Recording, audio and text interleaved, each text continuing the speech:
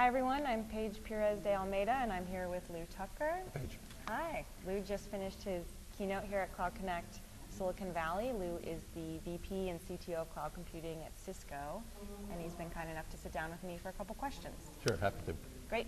So in your talk, you talked about the intersection of sort of the Internet of Things, big data, software-defined networking, and cloud platforms, and how this sort of magic cauldron is bubbling up of innovation in IT. Yeah, it forms this kind of virtuous cycle, I guess. Each one feeds the next. As we have more and more devices generating much more data, or people connecting into the internet through all of these different devices, we're collecting a lot more information about their behavior, where they are, what they're doing at the time, and everything else. So now we can apply analytics to this if we can only process these large amounts of data, which is what we then call big data. Right. And then that, of course, drives changes in the infrastructure through what we need in our emerging cloud platforms and the software used to run these applications. And then that has an effect on, again, how the network now responds, either in terms of interfacing with those devices or being able to process these large workloads. And you talked about how this enables IT to take more risks and in turn experiment. Are there some experiments that you're looking forward to? So those IT organizations that really want to take the risk are the ones that will get the advantage out of this. Because they're the ones who are going to recognize that their employees want to come in and use any device that they have, their tablets or their phones, to get work done. They need to be able to interact much more with their network of suppliers.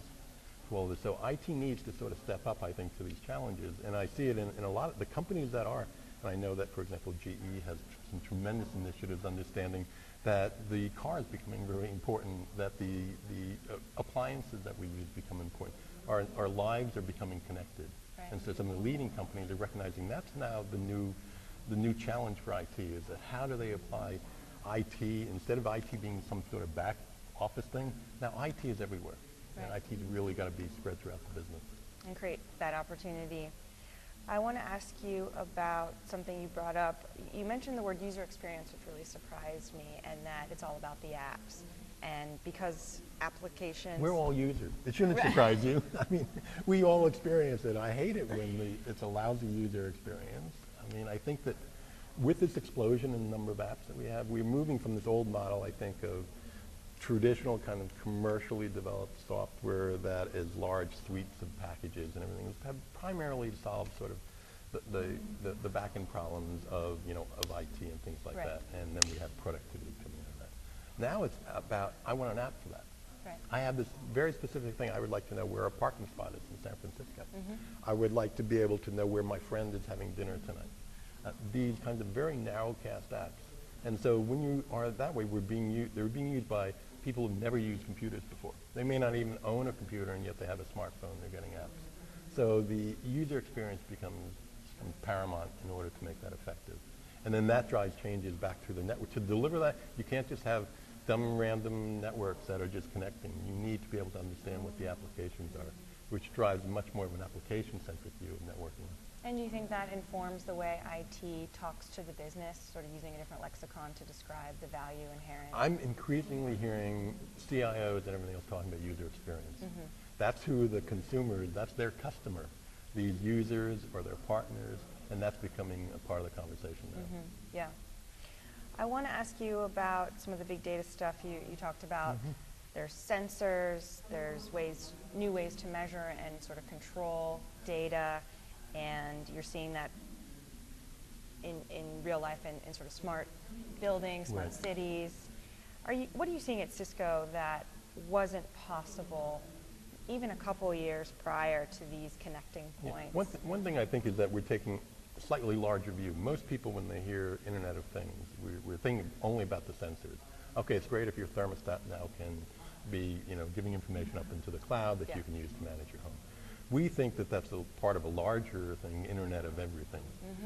That we want to be able to have people in the loop on that. We want to be able to have other systems that are responsible for that. So again, we're seeing it, whether it be, we just bought a company, for example, which is a cloud-based way to actually manage all your wireless access points. So some of this now goes outside of the enterprise and being managed, a lot of devices within the enterprise. So IT, those examples I think are coming very, very quickly. We're seeing connected vehicle, connected car, So the kinds of issues in that immediately come up are issues around security, Right. privacy.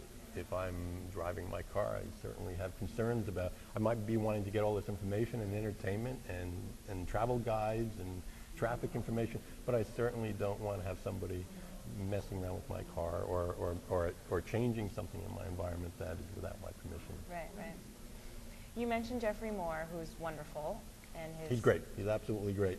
so great, and he espouses this sort of idea around focusing on not systems of record, but rather systems of engagement.